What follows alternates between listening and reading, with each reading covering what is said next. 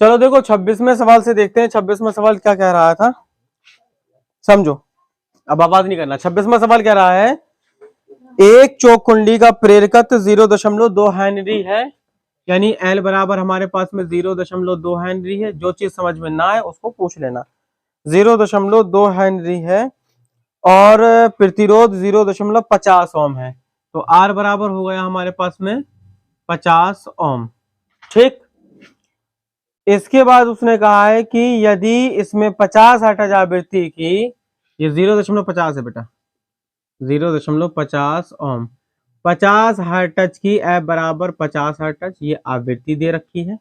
ठीक, कि 2 एम्पियर धारा यानी वर्गमात मूलमान प्रवाहित हो रहा हो, आई या IRMS इसी को हम कहेंगे।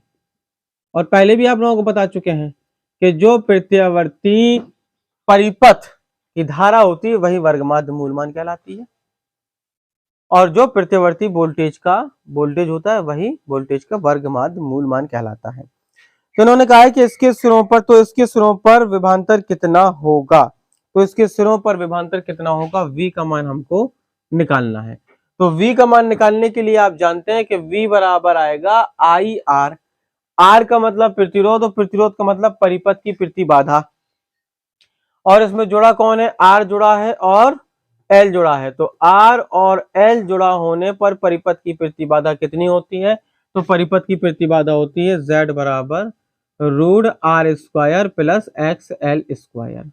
ठीक है, R² प्लस XL², और आप जानते हैं कि R² ये हो जाएगा R² प्लस XL का मतलब होता है 2πfL, क्योंकि XL बराबर होता है ओमेगा L और ओमेगा बराबर होता है 2πfL। ठीक है, तो इतने का हो जाएगा स्क्वायर, तो यहां पर हमने कर दिया वर्ग। अब Z बराबर हमारे पास में आएगा, तो आएगा R का मान है हमारे पास में 0.50 का वर्ग प्लस 2 गुणा पाई का मान 3.14 गुणा F, और F का मान है 50 गुणा L का मान है 0.2। ठीक है, इतना आ गया हमारे पास में। क्वेश्चन ने पूछा था कि तो इसके सिरों के मध्य विभवांतर कितना होगा। ठीक है, तो हम सबसे पहले Z का मान निकालेंगे। 50 का वर्ग करेंगे 2500 आएगा, और 4 अंक के बाद दशमलव प्लस, सुनना, 50 दूनी 100,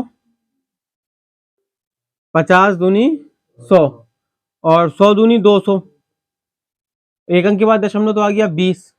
ठीक है, अब 20 का गुणा कर देंगे 3.14 से,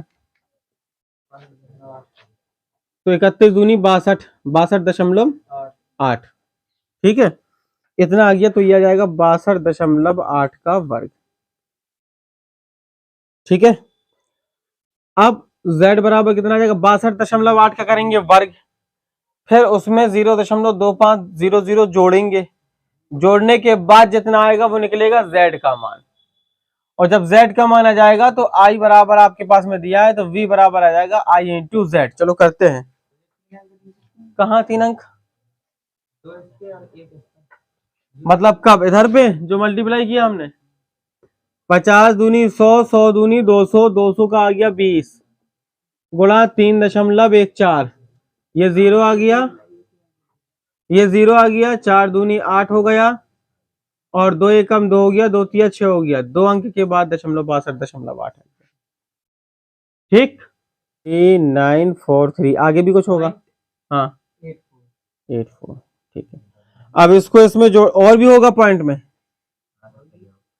फिक्स है इतना, इतने एक बार रुक गया। ठीक है, इन दोनों को जोड़ लेते हैं, तो इन दोनों को जोड़ेंगे तो ये कितना आएगा, 0 0 5 4 9 8 2 10 की 0 हासिल 1, एक यहाँ पर आ गई 4 4 9 3, इतना आ गया। अब इसका ले लो वर्गमूल, अब करो जो किया था, तो वर्गमूल लेंगे 3944.09 का, 3944.09 का कितना आ जाएगा, 09, कितना आया, 80, लगभग उतना ही, तो ये आया 62.8 ओम। ठीक है, अब Z का मान हमें मिल गया, हमको चाहिए V का मान। V बराबर होता है IZ, होता है IR, लेकिन यहाँ पर परिपथ की प्रतिबाधा है Z। I का मान कितना था हमारे पास में, 2 गुणा 62.8, इसका मल्टीप्लाई कर देंगे कितना आ जाएगा, 8 दूनी 16, 1 2 दूनी 4 और 1 5, 6 दूनी 12, 125.6 वोल्ट। चेक करो, 125.6 वोल्ट। क्लियर है, चलें आगे। देखो हमें इसमें बस केवल इतना याद रखना है कि कौन सा परिपथ की बात चल रही है, एक्सएल की, एक्ससी की, दोनों जुड़े हुए हैं या तीनों जुड़े हुए हैं या सिंगल जुड़े हुए हैं। ठीक है, कल से कौन आया था केवल, 1 2 3 और तुम तो आज ही बैठी। तो ये जब तक न्यूमेरिकल चलते रहेंगे समझ लो जब तक आपका 0 मामला रहेगा, क्योंकि पूरा चैप्टर आपका खत्म है इसलिए। ठीक, तो ध्यान रखना। 27वां सवाल, बाकी हम कोशिश कर रहे हैं जितना ज्यादा से ज्यादा समझाना समझ सकें उतना समझा देंगे। 27वां सवाल देखें, बताएं 27वां सवाल। जब किसी कुंडली को 120 वोल्ट के दिष्ट धारा स्रोत से जोड़ा जाता है, बात को जरा गौर से समझना, एक कुंडली को 120 वोल्ट के दिष्ट धारा स्रोत से जोड़ा जाता है। तो देखो कुंडली को 120 वोल्ट के दिष्ट धारा स्रोत से जोड़ा गया। ये याद रखने वाली बात है कि दिष्ट धारा है कि प्रत्यावर्ती धारा है। अभी देखो इसका फंडा क्या कैसे क्लियर होगा। तो उसमें 0.40 एम्पियर की धारा बहती है, तो धारा 0.40 एम्पियर प्रवाहित होती है। जब हम कुंडली को दिष्ट धारा के वोल्टेज से जोड़ते हैं तब ऐसा होता है। जब 120 प्रभावी वोल्टेज के प्रत्यावर्ती धारा स्रोत से जोड़ा गया तो प्रत्यावर्ती धारा 0.24 प्रभावी एम्पियर रहती है। मतलब जब प्रत्यावर्ती वोल्टेज लगाया गया, जो अभी तक हम लगाते आए हैं, कितना 240 वोल्ट का, तो धारा यानी कि VRMS है ये, तो धारा कितनी प्रवाहित होती है, 0.24 एम्पियर। 0.24 एम्पियर यही IRMS है। ये VRMS IRMS है, और इसे हम V और I भी लिख सकते हैं। अब आगे उसने कहा कुंडली का ओमीय प्रतिरोध, प्रतिबाधा तथा प्रेरण प्रतिघात ज्ञात कीजिए। यदि प्रत्यावर्ती धारा स्रोत की आवृत्ति 50 साइकिल प्रति सेकंड हो तो कुंडली का प्रेरकत्व कितना होगा तथा वोल्टेज और धारा में कलांतर कितना होगा। सबसे पहली बात उसने कही है कि कुंडली का ओमीय प्रतिरोध, चलो यहां पे नोट कर लेते हैं। कुंडली का ओमीय प्रतिरोध ज्ञात करना है हमको, ये हो गया ओमीय प्रतिरोध। इसके बाद ज्ञात करना है प्रतिबाधा, ये हो गई प्रतिबाधा। फिर ज्ञात करना है प्रेरण प्रतिघात, ठीक है। और उसके बाद ज्ञात करना है यदि आवृत्ति अगर 50 साइकिल है, यानी 50 हर्ट्ज है या साइकिल पर सेकंड है, तो कुंडली में प्रेरकत्व कितना होगा, तो L ज्ञात करना है और वोल्टेज और धारा के मध्य कलांतर ज्ञात करना है। बस नहीं चला, कुछ और भी दे देता पूछने के लिए। ठीक है, इतनी चीजें ज्ञात करना है। तो जरा समझ लो बेटा बात को। देखो कुंडली में 120 वोल्ट के दिष्ट धारा स्रोत से जोड़ने पर धारा का मान 0.40 एम्पियर आता है। तो कुंडली का ओमीय प्रतिरोध क्या होगा, मतलब कुंडली का अपना कुछ ना कुछ तो प्रतिरोध होगा। तो ओमीय प्रतिरोध नंबर 1 में हम निकालेंगे, प्रतिरोध बराबर होता है R बराबर होता है V/I, यानी वोल्टेज और धारा। तो वोल्टेज कौन सी, दिष्ट वोल्टेज और दिष्ट धारा। तो दिष्ट वोल्टेज कितना है आपके पास में 120, और धारा कितनी आ रही थी 120 के कारण 0.40। दशमलव अलग करेंगे, 2 0 बढ़ जाएंगे, 4 तिया 12, 300 ओम। ये आया क्या, प्रतिरोध, ओमीय प्रतिरोध। इसके बाद में उसने पूछा है कि परिपथ की प्रतिबाधा कितनी होगी, परिपथ की प्रतिबाधा अर्थात Z का मान कितना होगा। तो यहां पर आप देखो कि ओमीय प्रतिरोध है 300 ओम। ओमीय प्रतिरोध कितना है? अब हम निकालेंगे पहले प्रेरण प्रतिघात। क्या निकालेंगे? प्रेरण प्रतिघात निकालने के लिए हमारे पास में ओमेगा एल होना चाहिए। क्या होना चाहिए? और एल यहां पर कहीं नहीं दिया है, एल यहां कहीं नहीं दिया, तो परिपथ की प्रतिबाधा चाहिए नंबर 2 पर। तो चलो पहले हम परिपथ की प्रतिबाधा निकाल लेते हैं। प्रतिबाधा का मतलब क्या होता है? पूरे परिपथ का प्रतिरोध, संपूर्ण सर्किट जो दिया हुआ है उसका पूरा प्रतिरोध। तो संपूर्ण सर्किट का प्रतिरोध का मतलब यह हो गया कि पूरे परिपथ में कितना वोल्टेज आरोपित है। तो पूरे परिपथ में वोल्टेज आरोपित है 240। कितना आरोपित है? और उसके हिसाब से धारा कितनी बह रही है? 0.24 एम्पियर। यही तो क्वेश्चन ने कहा था कि जब 120 वोल्ट के प्रत्यावर्ती धारा स्रोत से जोड़ा जाता है, सॉरी ये 120 वोल्ट है, 240 नहीं, 120 वोल्ट के प्रत्यावर्ती धारा स्रोत से जोड़ा जाता है तो धारा 0.24 एम्पियर बहती है। मतलब ये प्रत्यावर्ती वोल्टेज है और ये प्रत्यावर्ती धारा है जो VRMS IRMS कहलाएगी। तो यहां पर हम देखेंगे प्रतिबाधा क्या कहलाएगी? V/I। V का मान 120, I का मान 0.24। दशमलव अलग होगा तो 2 जीरो बढ़ जाएंगे। 24 पंचे 120 और 2 जीरो और बची, तो यह आ गया 500 ओम। तो हमारे पास में ओमी प्रतिरोध 300 ओम आया, हमारे पास में प्रतिबाधा 500 ओम आई। अब निकालना हमें प्रेरण प्रतिघात। तो चलो चलते हैं प्रेरण प्रतिघात की तरफ। प्रेरण प्रतिघात कहलाता है एक्सएल। ये भी एक प्रतिरोध है जिसका मान हमें निकालना है, और हम जानते हैं कि Z स्क्वायर बराबर होता है R square plus XL square. ये हमने इसलिए लगाया क्योंकि एक्सएल हम ओमेगा एल से भी लगा सकते थे, लेकिन हमारे पास में ओमेगा नहीं था, ना ही हमारे पास में कहीं एल था। तो Z हमारे पास में निकल चुका है, R हमारे पास में निकल चुका है। Z का मान है हमारे पास में 500, तो यहां हो जाएगा 500 का वर्ग बराबर R का मान हमने अभी निकाला था कहीं ओमी प्रतिरोध, ये रहा R का मान, तो ये रहा 300 ओम, और प्लस में आ जाएगा एक्सएल का स्क्वायर। ठीक है, 500 का वर्ग करेंगे तो इतना आ जाएगा 2,50,000। ऐसे यहां पर वर्ग करेंगे तो ये आ जाएगा 90,000, प्लस में आ जाएगा एक्सएल स्क्वायर, तो 90,000 माइनस हो जाएगा 2,50,000 से, माइनस 90,000 बराबर में आ जाएगा एक्सएल स्क्वायर। ठीक है, बराबर में आ जाएगा एक्सएल स्क्वायर। तो एक्सएल स्क्वायर बराबर कितना आ जाएगा? 2,50,000 से 90,000 चले गए, 1,60,000 बचे, 1,60,000 बचे। 1,60,000 किसका वर्ग है भाई? 400 का। वर्ग से वर्ग कैंसिल होगा तो एक्सएल बराबर क्या जाएगा? 400 ओम। यहां तक कोई प्रॉब्लम नहीं? चले आगे देखो, एक्सएल निकाल लिया हमने। अब हमें क्या निकालना है? अब हमें निकालना है अगर आवृत्ति 50 हर्ट्ज है तो एल का मान ज्ञात करना है और फाई का मान ज्ञात करना है। समझो भाई, एक्सएल बराबर आपने पढ़ा है ओमेगा एल, या एक्सएल बराबर होता है 2πfl। तो एल बराबर क्या हो जाएगा भाई?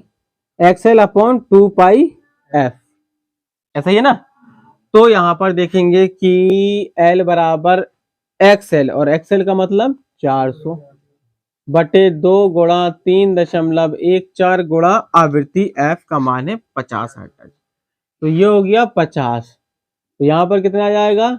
50 दूनी 100, 100 बचे 4, 100 का भाग 400 में दे दिया, 3.14। तो बताओ कितना आ रहा है? 1 दशमलव कुछ आ गया होगा, कितना आएगा? 1.27 हेनरी। ठीक है, अब आता है कलांतर की बारी कि कलांतर कितना होगा। तो देखो भाई, कलांतर होता है tan फाई बराबर XL अपॉन R, जब XL हो और R हो। XL का मान हमारे पास में कितना था? 400, ये रहा, और R का मान हमारे पास में कितना था? 300, ये रहा। ठीक है, ये है tan फाई का मान, तो फाई बराबर कितना आ जाएगा? tan इनवर्स 4/3, 2 जीरो से 2 जीरो बटे काट दिया हमने, 4/3, तो इतना आ जाएगा कलांतर। चेक करो कितना आ रहा कलांतर, इतना ही है। यहां तक चीजें क्लियर हुई। चलते हैं अब अगले 28वां सवाल।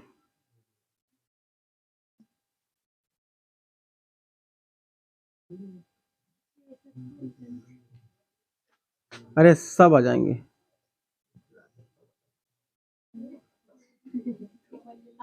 प्रॉपर्टी डीलर रहे ना पिछले जमाने में,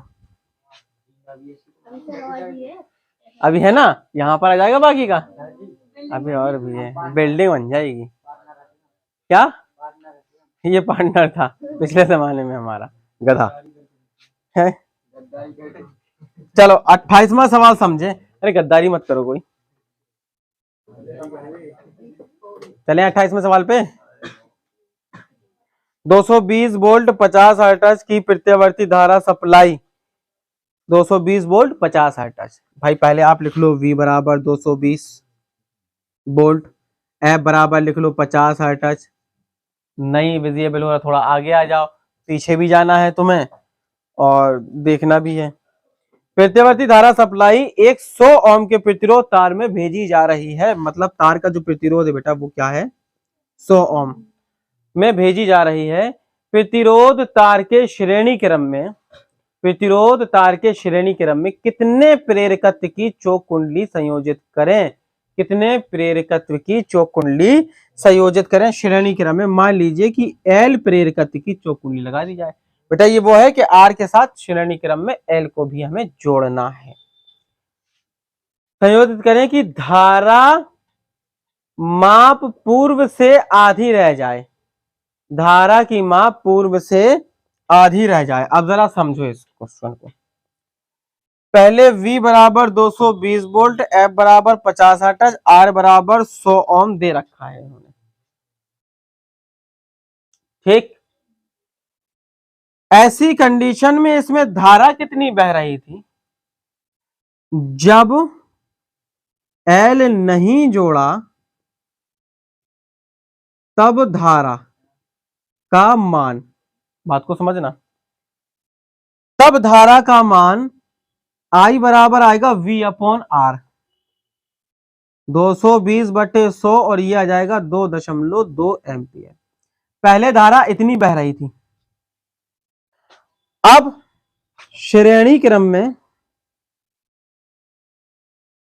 L जोड़ा गया। जब श्रेणी क्रम में L को जोड़ दिया गया और वोल्टेज 220 वोल्ट ही है, श्रेणी क्रम में L को हमने जोड़ दिया, तो जोड़ने के बाद V अपॉन I बराबर हो जाएगा XL² प्लस R², रूट के अंदर भाई इतना ही तो होता, Z बराबर XL² प्लस R²। जब हमने XL को जोड़ दिया तो और धारा अब क्या रह जाती है, पहले की आधी रह जाती है। मान लीजिए ये I डैश है, ठीक है, और हमको ये पता है कि I डैश जो है वो I/2 के बराबर है, मतलब 1.1 है, 2.2 की जगह 1.1 है, और वोल्टेज इतना है। तो यहां पर हम करेंगे, या ऐसा भी कर लें, हम इसका स्क्वायर लिख लें तो बात बराबर है। तो यहां पर हम देखेंगे कि V का मान था बेटा 220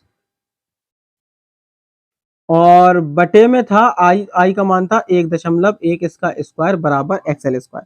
XL का मान कहीं पे भी नहीं है, अभी XL ही रखा है मैंने, प्लस R का मान, और R का मान है 100, तो यहाँ पे कर दें हम 100 का वर्ग, ठीक।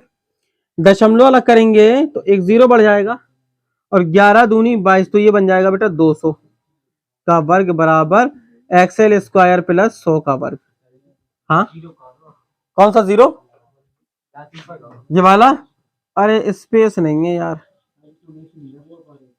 लो ठीक है, क्या हो गया।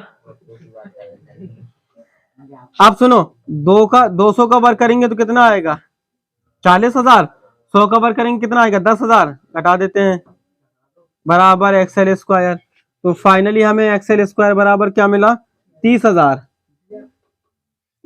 ठीक है। तो XL बराबर क्या जाएगा, 100√3, कितने ओम, XL बराबर इतना आ गया। चाहिए हमको L का मान, तो भाई ये होता है 2 पाई एफ एल बराबर 100√3। ठीक, तो 2 गुणा पाई का मान कितना 3.14 गुणा एफ का मान हमने दे रखा है यहाँ पे कहीं 50 गुणा एल बराबर 100√3। 50 दूनी 100, 50 दूनी 100, कैंसिल है ये। एल बराबर कितना आएगा √3/3.14। √3 का मान कितना होता है 1.732, 3.14। तो चेक कर लो कितना आ जाएगा। 0.424 करके कितना कौन सा है 28। हाँ हाँ, क्योंकि ये नोट कर रहा है, नालायक है वो। पहले यहाँ पे भाग दो उसको, 3 × 5 = 15, 0.5